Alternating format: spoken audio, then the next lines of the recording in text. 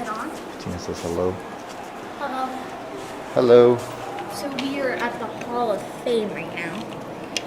I'm wearing the circle. I'll show you inside. Jim Floop.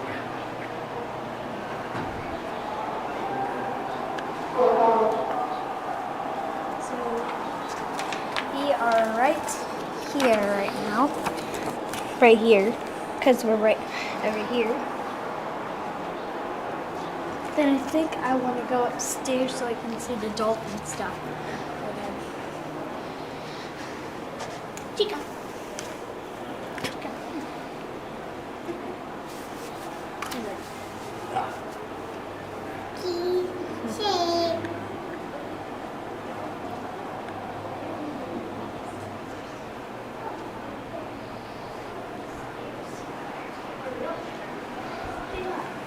Do you think we should go to the elevator go on the second floor?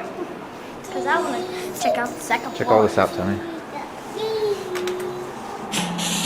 Elmer Layden had been a member of Notre Dame's fabled Four Horsemen backfield before becoming NFL commissioner in 1941. The league stood on the brink of a new era.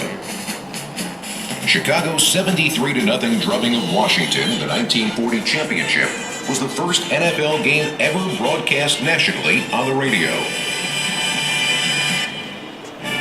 But fresh challenges were on the horizon.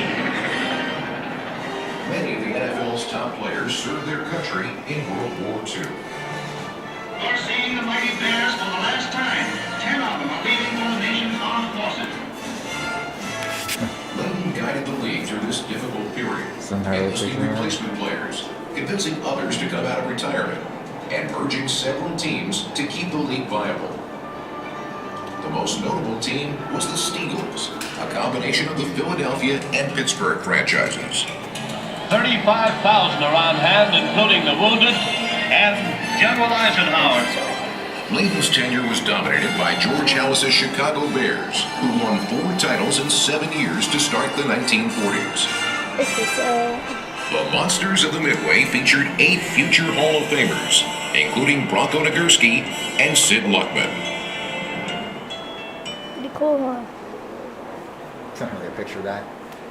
It says the Browns dominate. The Cleveland Browns dominate. I said, when was the last time you seen that, Harley?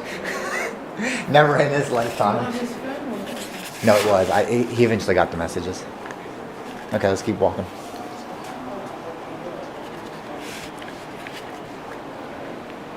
So I think I want to go to the second floor. Well, we're going to look around. This is all...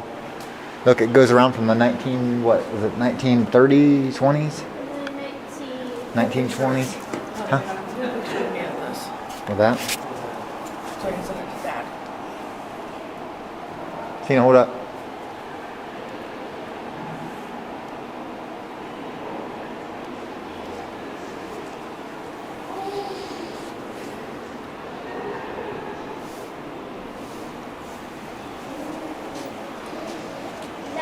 I'll send them to you later.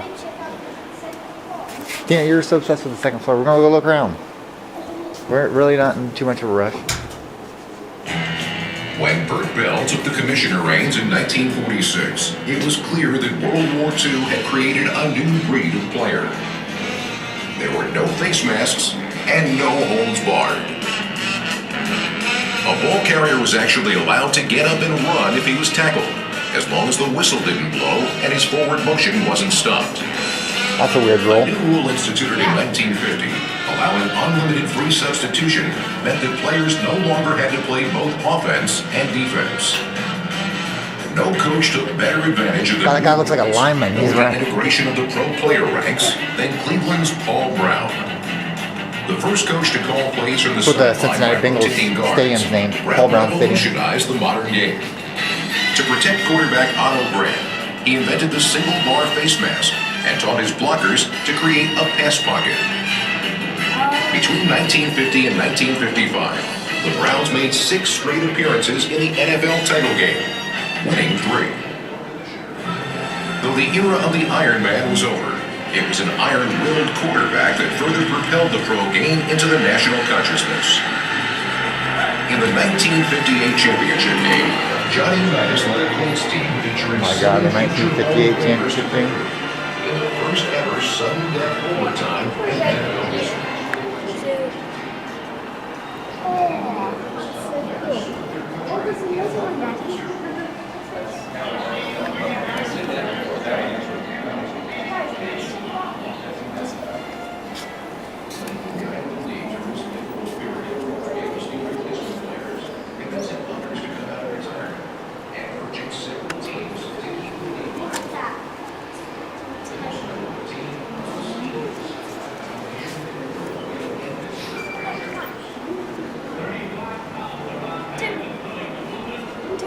She's looking.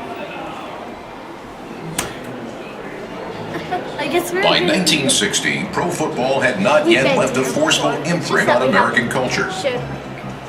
Enter Commissioner Pete Rozelle. Like there's some new stuff in here, right? Rozelle was a promotional wizard who saw that network television could energize a sport whose popularity had fluctuated from region to region. Under his leadership and the glare of the camera lens, pro football became a national phenomenon. Players like Jim Brown and Dick Butkus gained a mythical started to stature wear, like, as modern-day the gladiators. normal suits that they have right Rozelle now. presided over Yeah. some of the most important structural changes in league history. Start to wear those right He now, brokered a deal but among the clubs. they're thereby still they wearing would pool those. their broadcast Look television at that rights nice and share the typo. revenue. Man, that's nice. Look at that nice He typo. orchestrated the AFL-NFL merger and oversaw the creation of sport's biggest spectacle, the Super Bowl. In his 30 seasons as commissioner, Rozelle also witnessed the emergence of three distinct dynasties. Vince Lombardi's Packers of the 1960s won 5 titles in 7 years, behind basic game plans that were perfectly executed. Expansion with the Jacksonville Jaguars and the. An uncanny blend of See, for some reason I always thought that there was a different 70s. logo when the Jacksonville Jaguars came out. Maybe they had to change it or something. Maybe they were just playing with the concept art. The 49ers also won 4 Super Bowls, Manning. utilizing the precision passing attack of Bill Walsh's West Coast offense. In 1989, Hey Tony, come over and read this real quick. by the time Rozelle retired in 1989, Hold up, Tina. would reduction in size from 13 teams to 28. And pro football's place in the American cultural landscape was no longer in that was doubt. And introduced a salary cap, which contributed to a competitive balance between both large and small market teams. Old Sterling shirt.